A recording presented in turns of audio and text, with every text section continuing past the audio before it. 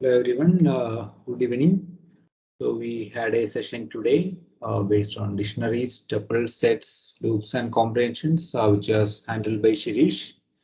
And so since we failed to have a recording for that session, myself Arun here, I'll be just going through the notebooks that we use for the session so that the main topics that we covered in that session today can be like highlighted so that you can refer to it.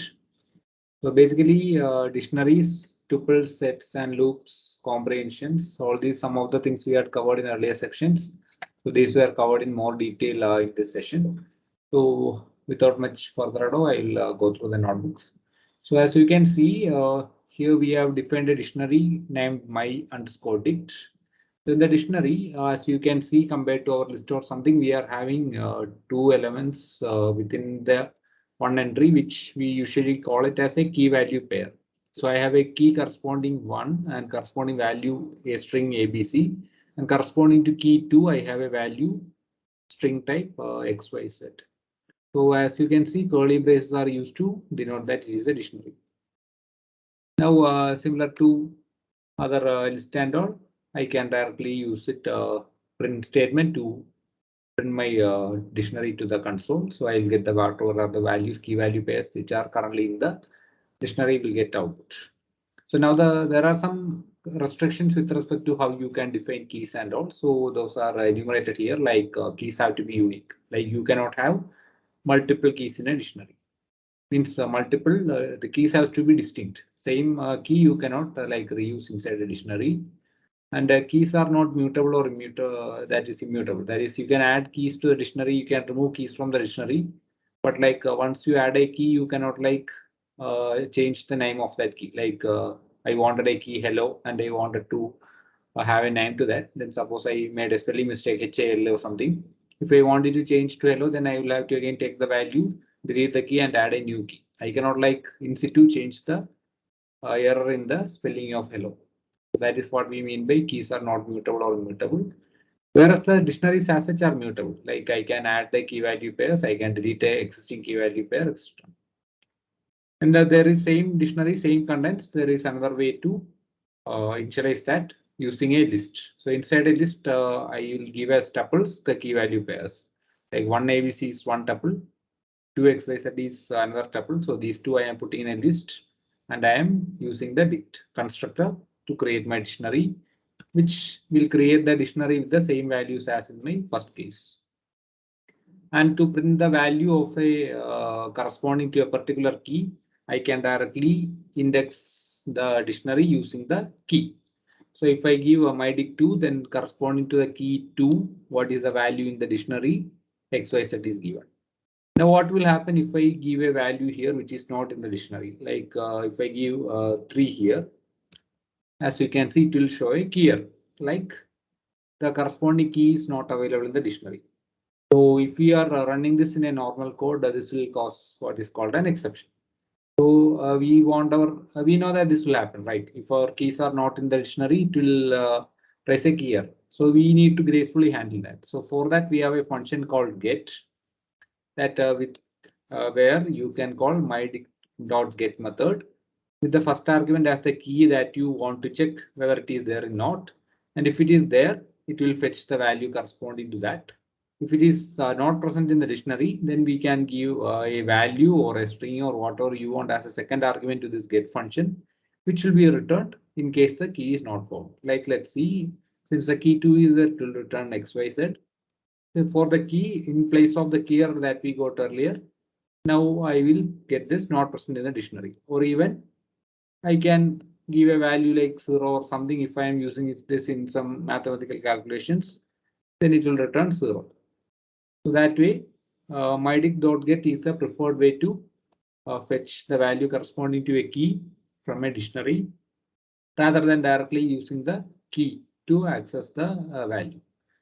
Then similarly, as we told, if I want to add or edit, I can directly access based on the key. So if here I am, as you can see, I am adding a key named name, and to it I am assigning a value Python. So here my key value pair is key is name and the value is Python. So then I am again printing my updated dictionary. So as you can see here, this is my basic dictionary. In that only keys 1 and 2 there were. Now a new dictionary key with the name is added with value Python. As you can see here, keys can be like 2 keys are of numeric type integer and 1 key is of type string. So this is actually accepted. Only criteria is that all the keys should be hashable. And then if I want to update a value, suppose the Python I want to change to what Pythonic. Suppose then again I can run this. So as you can see, this is what we told earlier that dictionaries are mutable. Like I can change the values. So let's keep it at Python itself. So going further, let's change it to Shirish 9. So then as you can see, this is the mutable nature of the same key 9. We have changed the value from Python to Shirish. And then let's add a new key called class MSC. So as you can see in the updated dictionary, the name is correspond to Shirish and class key corresponds to value MSC. And now the current length of my dictionary is 4 since it has 4 sets of key value pairs. And I can directly print what are the keys in my dictionary using a dot keys method, which will print out all the existing keys in that current dictionary. Similarly, if I want to print out all the values in the dictionary, I can use print mydict.values, which will print all the values corresponding to the dictionary. Please note that in both of these, the keys are printed in the order in which they are there in the dictionary. Like keys are printed in order 1 to 9 class. Values are printed as ABC, XYZ, Shirish, MSC, that way. And suppose I want to fetch the key as well as value pairs, then what I will use is in method called items. So in which case I'll get all the items. So as you can see here, we will get the type of the return values, dict keys in this case, dict values in second case, and dict items. So all these are basically like iterator objects, which I can use in for generator objects, which I can use in my loops and all to directly iterate over these lists. So that way, this provides like a convenience class to operate over the entire dictionary. Now again, one more additional method in which I can initialize the values in a dictionary is, suppose I have different keys, math, English, Hindi, etc. And I currently don't have values, but during the course of my program, I would like to assign values to that function. So currently I want to be 0.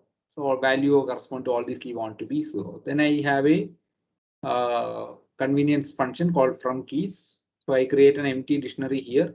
And in that I initialize it using keys, math, English, and Hindi, all of which are assigned values of 0. And let's see what will happen. As you can see, I get a dictionary of type of subject is also printed. I get a dictionary in which the math, English, Hindi keys are populated all with values 0.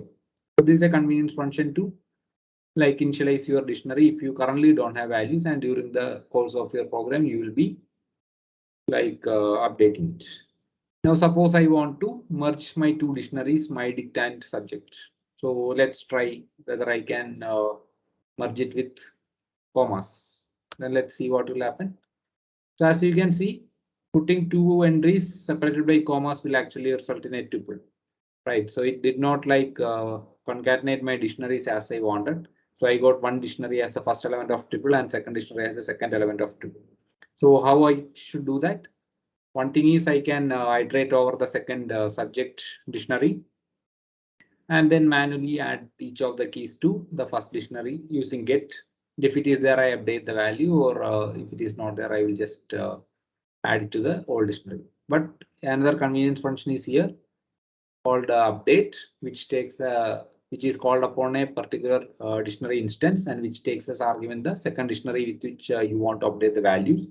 So once I call this and I print the dictionary, you can see that my two dictionaries with the first dictionary with keys 1 to 9 class and second dictionary with keys math, English, Hindi, both are being merged here into a single dictionary.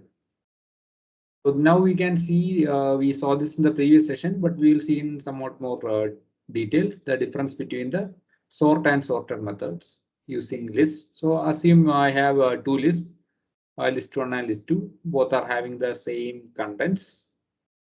So 3, 4, 78, 12, 15 both are unsorted. So let's call the list1.source sort method with the flag reverse equal to true. So what will be my return value? I don't get any return value, right? Because sort operates in place. So it changes the contents of list1 itself. So if I print list1 again, that will come in sorted order.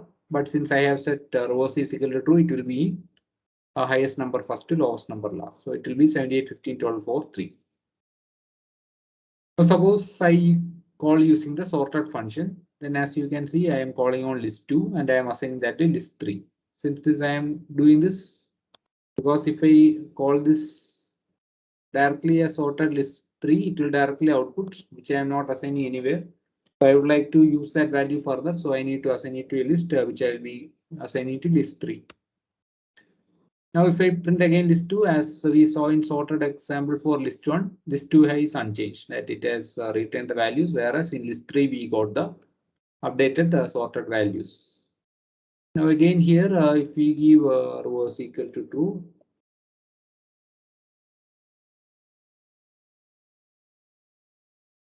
I will get the same result as I got for the in-place sorting that we carried out with sort for list1.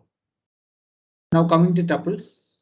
So tuples we basically define within what parenthesis, and let's try the print of A, and then we will try to print each element in A. Like this you might have already seen for I in A, it iterates over the elements of the tuple or list or dictionary, whatever it is, and then prints each element. So let's run this. Okay, so as you can see, the print type of A gave me tuple, and the for loop printed over the all the elements of the tuple. Now one common mistake is or mistake or feature is like, what if I don't do this bracket visits, right? So let's run again. So as you can see, it is again a tuple, right? Now I will see two more variations to this. Okay, so now I got a tuple 1, 2, 3, 4, 5. Now what if I gave 1 comma, right? So as you can see, it's again a tuple.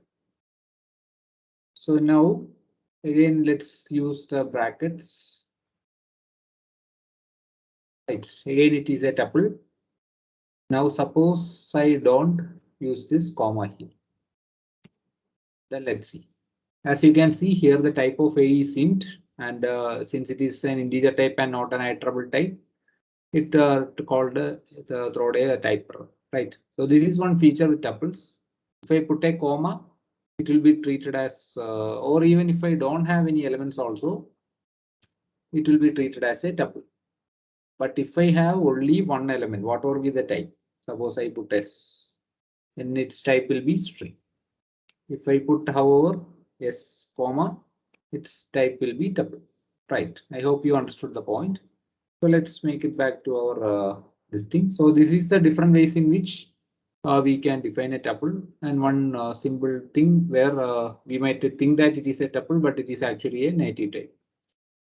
Then suppose now I have 5 elements in my A. Suppose I want to assign this 5 values to 5 separate indices. So this is called a packing, where I am putting values inside a tuple, and we have to do the reverse operation. Like to unpacking, we need to assign separate variables to A, in which case we will get again B, C, D, E, F. If we print, we will get the corresponding to each of the entries will be mapped to 1, 2. Now this again, we have seen this just now. If I give 56 comma, its type will be tuple only. Then one more thing that I would like to tell is if we try to modify like A of 0, first element I want to change to 3, then what will happen? It will show me a type error. Like tuple object that does not support item assignment. Like this is a feature of tuple in that it is like immutable. That's I cannot like change the elements of a tuple in place inside the tuple. So this can be used for storing sensitive information and all. Now, what is a workaround? So now here during unpacking, as you can see, I have assigned it to B. So A of 0 corresponding to B in the unpacked thing. So if I want to change the value, then I have to unpack and I have to change in the unpacked variable. If I change, then that will get affected. Right. So then coming to sets, set is similar to our mathematical concept of sets that we learn in our +2 and all. So sets use curly braces similar to dictionary, but as opposed to key value pair in dictionary, here we will be having only like single element. Single values only will be there as opposed to key value pairs in dictionary. So if I print the type, it will come as set. And the property, one property of set, as you know, is that if I try to insert a set will have distinct values only. So if I try to insert multiple instances of the same value, those will be like reduced by the set in that the net set will contain only one item corresponding to each value. So if I have some 10-15 elements here, but when I finally have the set, I will have only the distinct elements like 1, 2, 3, 4. And one advantage with set over list is that like in I am checking for whether membership operator like some particular one is there in S or not. Had been a list here compared to a set will give me faster operation when I am doing this. Now let's have a list, assume 5, 6, 7, 4, 4 set list which is converted to a set S2. Now as you can see here, I had 5 elements in S1, but in the S2 my length is only 4. So which had the multiple 4 that I had in the list is reduced to a single 4. Now if I again try to add 1, 5 to the set, that is set that we defined here, line 52. 1, 2, 3, 4 was there. Now I am adding an S, so that gets added to 1, 2, 3, 4, 5. Now what I am doing is like I am updating S1, like list S1 containing elements 4, 5, 6, 7. I'm updating that with the S. This update is similar to whatever dictionary update that we saw earlier. Then like similar to what we got there, we got like the similar to the union of these two sets, like 1, 2, 3, 4, 5 from here, and 4, 5, 5, 4, 5, 6, 7 from here. But 4 is being repeated in both places, so I get only one instance in the next set. So now suppose I want to remove one element, like I can call the discard with the value. So that will remove the element 5 from the set, as you can see in the R set. But compared to list, as you can see, the similar operation is called remove. So that will also work here. Now 56 is not there, so it will show a key error. Now 6 call. It will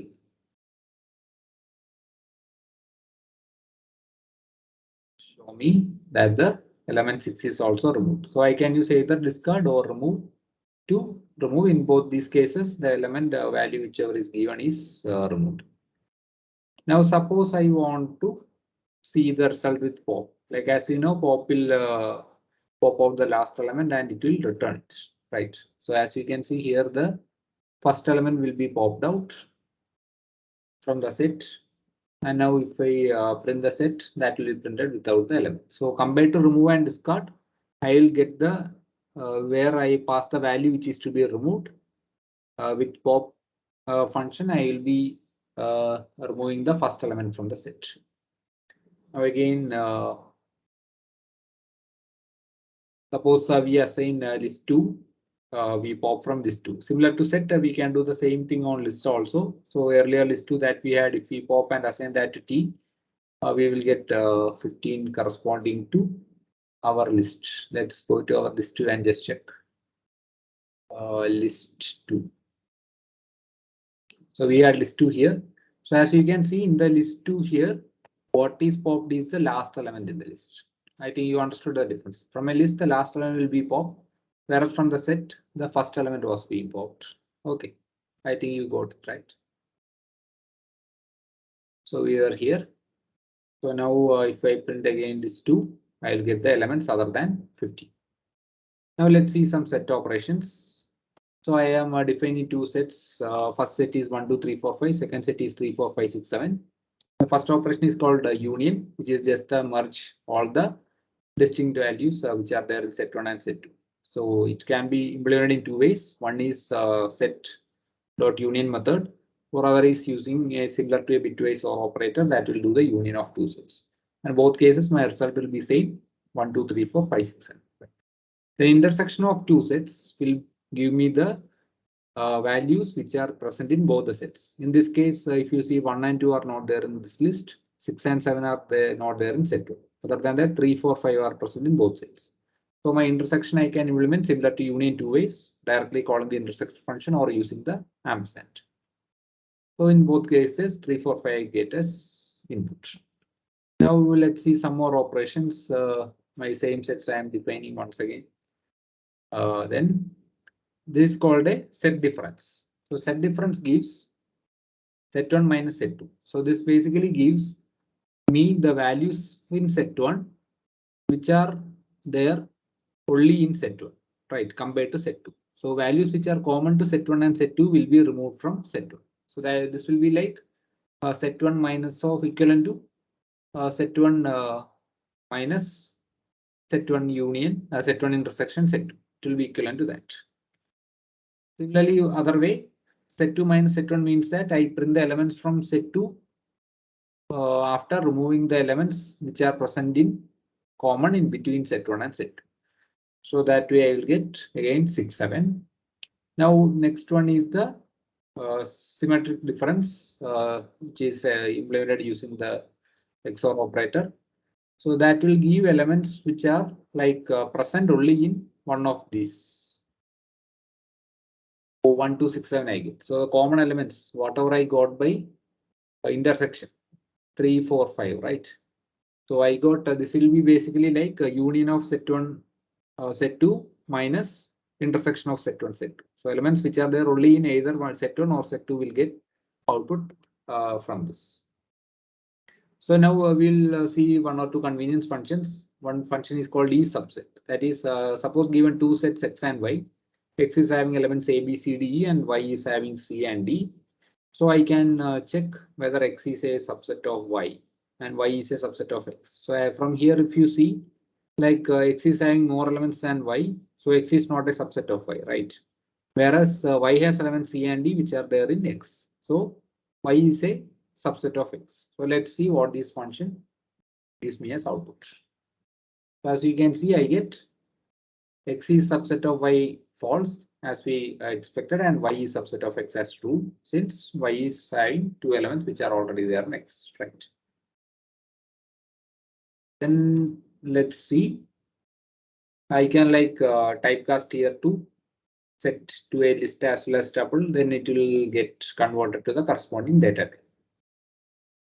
So now we will just go in brief through the loops. We will see in detail loops, conditionals, and all in the next session. This session we will just cover some basics and concepts related to loops.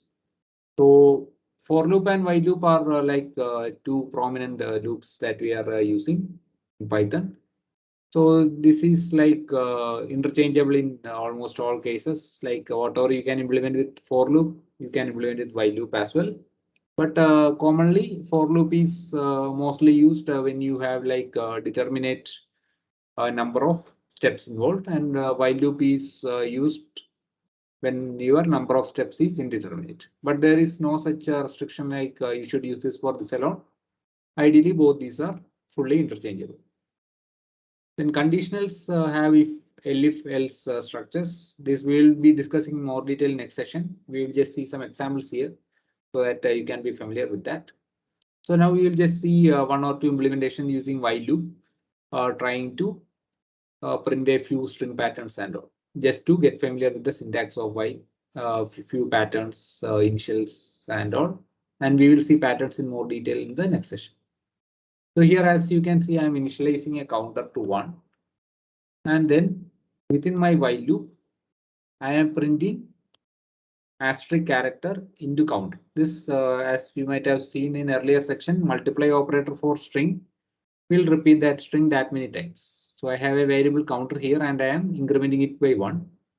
So every line, as you can see here, the counter will keep on increasing. So my number of stars in the line will keep on increasing. Then the second loop, I am like decrementing the counter, and again I am printing the same thing. So what this should come, this should show me like a triangle with the base to the left side, right?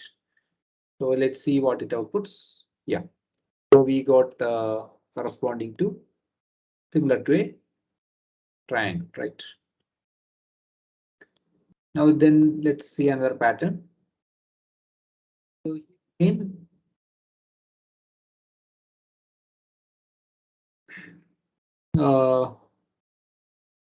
let's see.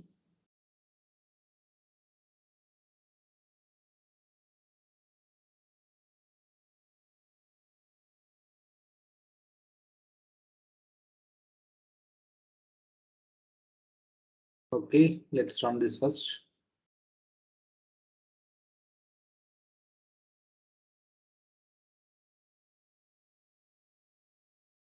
Okay, so as you can see, the condition we modified such that counter modulo 2 equal to 0. That means the value of counter, if it is divisible by 2, that is, it is an even number, then it will come inside the while loop. And then as long as it is this, it will increment the counter and continue in the loop. And we added an else here, like similar to our if else, while when the while condition in the while loop is false, if we need to print something, we can make use of this construct to, like here the counter value is 1, which is odd, hence the while condition is false. So it will directly go to if and print this. Now what will happen if my counter is 2?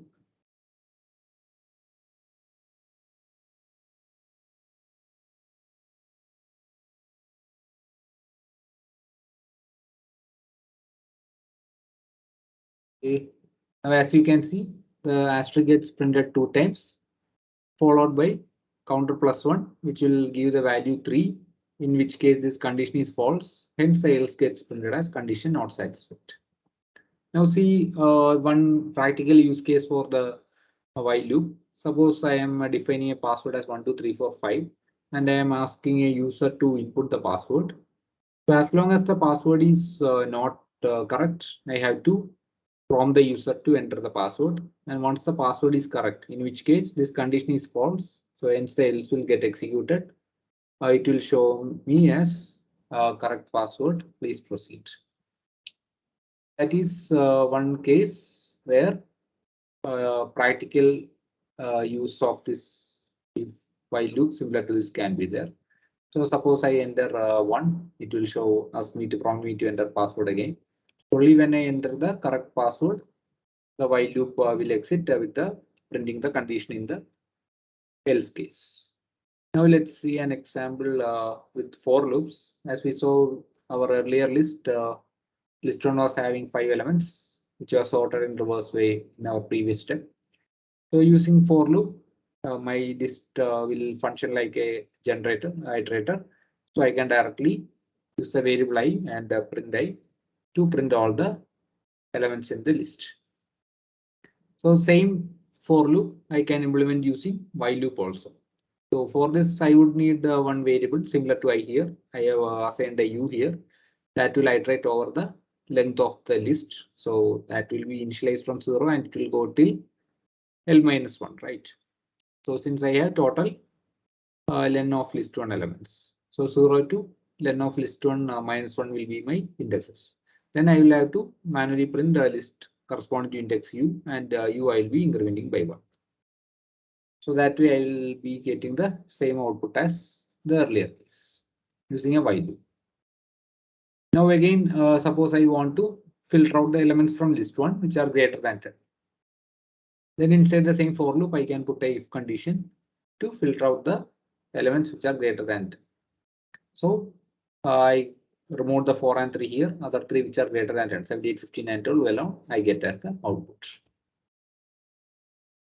Then let's see what is the isInstance function, which is similar to a convenience function that we saw function similar to that, where we can check whether a particular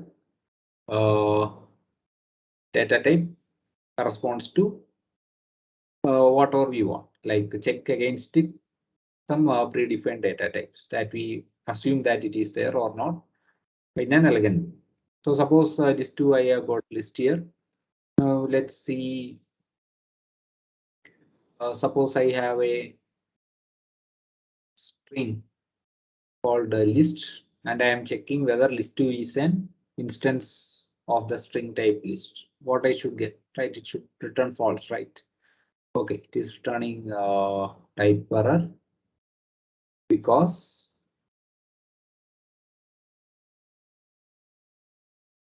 each instance argument 2 must be a type or a tuple of types, right? So it is an invalid argument in this case, and hence returned.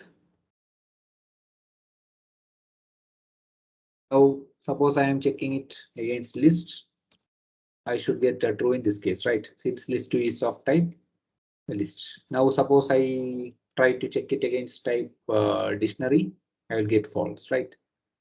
So I hope this is clear. So let's keep it at true itself. Similarly, if I check list2 against type of string, I'll get false. Then we'll just go through list comprehensions as well. So this we saw in last session also. So suppose in the list one that we saw earlier, same for if loop that we implemented earlier for I in list, if I greater than 10 then print. So we had we needed, like as you can see here, like 3 lines for loop, we implemented that.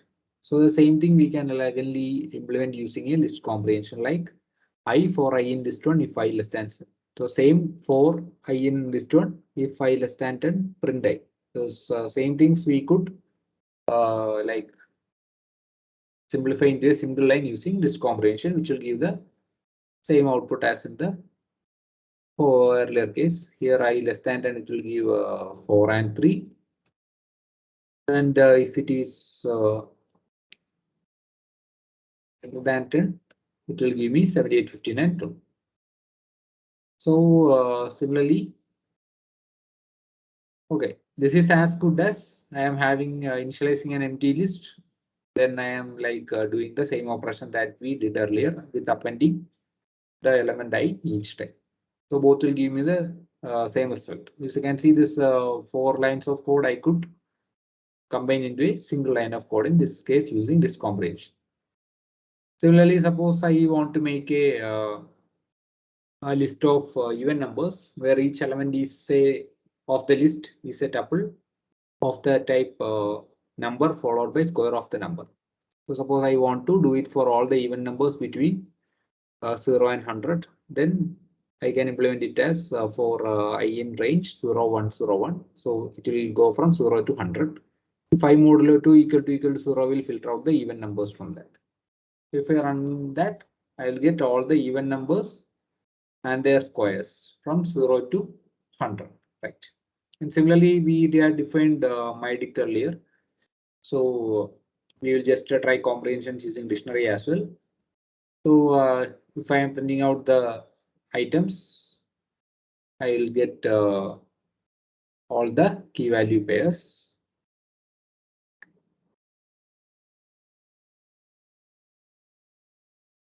Right, all the key value pairs I will be getting as output. And even I can separate out the keys and values using 2 arguments, like instead of I alone in line 95, I can use I comma j to separate out my key value pairs and print both separately and assign that for other operations. Now suppose I want to use the keys and values to make another set in which the elements are tuples of k and v, keys and values. Then same thing, I can use a dictionary comprehension similar to what we did for this comprehension. So I can form a tuple kv for kv in mydict items and put it inside a set. So again, I will get my new set with the elements corresponding to key value pairs from my dictionary. Even suppose I have a new dictionary with keys as strings ABC, corresponding values 1, 2, 3. Then I can even do the same thing if the values are greater than or equal to 2, let's say equal to 2.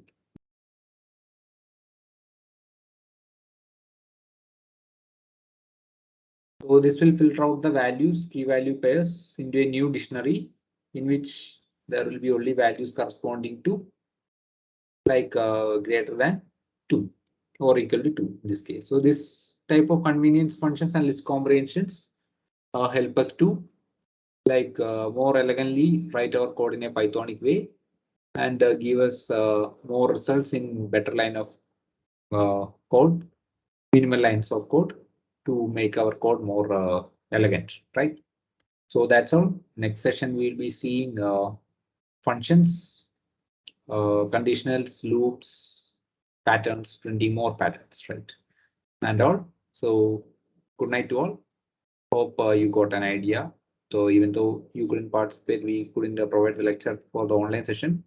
I hope we covered more or less all the things that we covered in the session. So thank you all. Thank you. Good night.